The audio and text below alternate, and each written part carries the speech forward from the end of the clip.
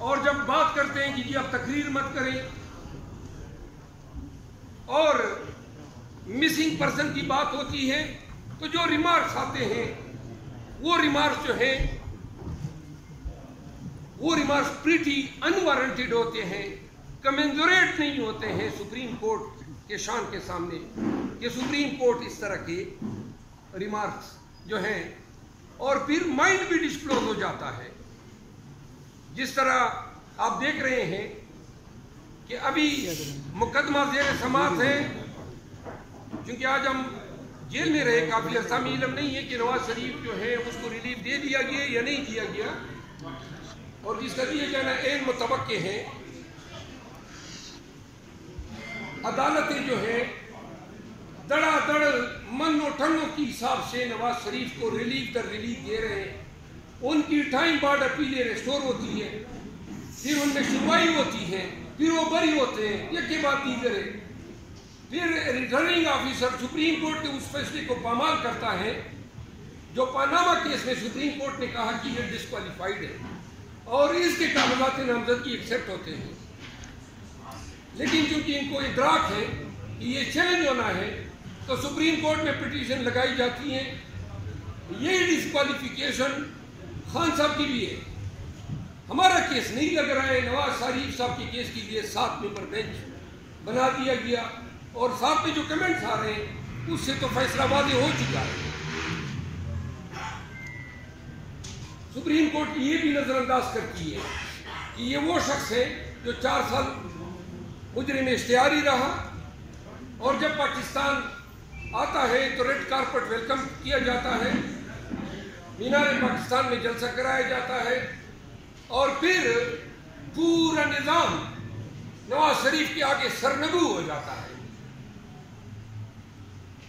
ہم یہ سوال کرنے میں حق بجانب ہے کہ یہ کون سا عدالتی معیار ہے. اس پیشے سے تو ہم بھی وابستہ ہیں، پوری زندگی ہم نے قانون کی لرننگ کو دی ہے. ہم نے تو ایسے فیصلے، ایسے عدالتی کنڈکٹ کو نہیں دیکھا ہے. اور عدالت یہ نہ بھولے کہ تبیین عدالت کے نوٹس جاری کر کے وکلا کو ڈرایا جا سکتا ہے. ہم عدالتوں کی تعظیم کرتے ہیں، عزت کرتے ہیں، ہم ڈرتے نہیں عدالتوں سے. اور یہ زبان جو ہے جو کسی بھی جج صاحب کی ہے، وہ جب تک آداب اور تہذیب کے دائرے میں ہوتی ہے ہم 10 گنا کورن سے بجا لاتے ہیں. لیکن جہاں پہ وہ تمسخر اڑائے گی تو پھر ہماری زبان جو ہے اس کو کوئی لگام نہیں ڈال سکتا. پاکستان تحریک انصاف کے بیاف پہ، عمران خان صاحب کی بیاف پہ، ہم چیف جسٹس آف پاکستان قاضی فائزی صاحب پر مکمل عدم اعتماد کا اظہار کرتے ہیں.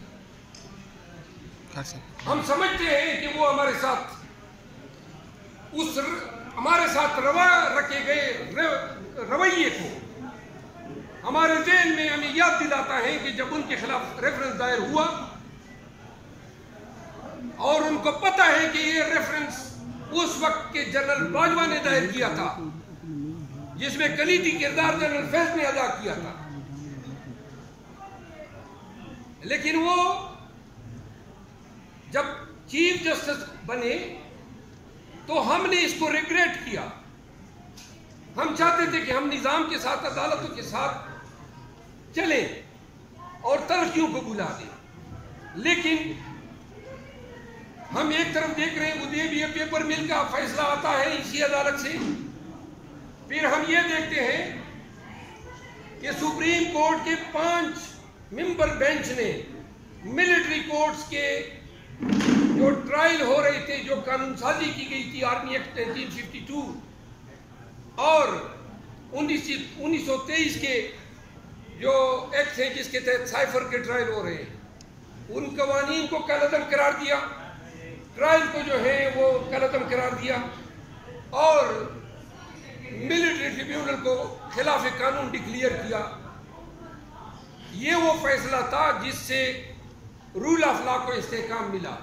سویلین کے ٹرائل آپ فوجیوں سے کرا رہے ہیں جو ایگریوڈ بھی ہے اور جن کو آپ جج بھی بنا رہے ہیں، جن کے گواہ بھی ان کے ہیں اور ان کو آپ سزا کا اختیار بھی دے رہے ہیں. یہ نظام برما میں اور ایجپٹ میں ہے، کسی بھی دوسرے سویلائز معاشرے میں نہیں ہے. اب اس کے خلاف اپیل آتی ہے تو اپیل کے لیے بینچ بناتے ہیں فاضل چیف جسٹس صاحب.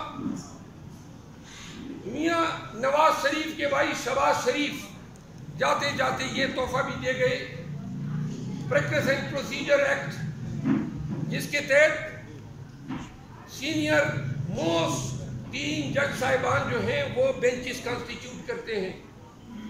تو اس کے لیے اپیل بینچ جو تھی اس میں اعجاز اللہ احسن صاحب کی کوئی رائے جو ہے نہ لی گئی، نہ کوئی بینچ کی کانسٹیٹیوشن ڈسکس ہوئی، اور جس پہ فاضل جج صاحب نے لیٹر بھی لکھا.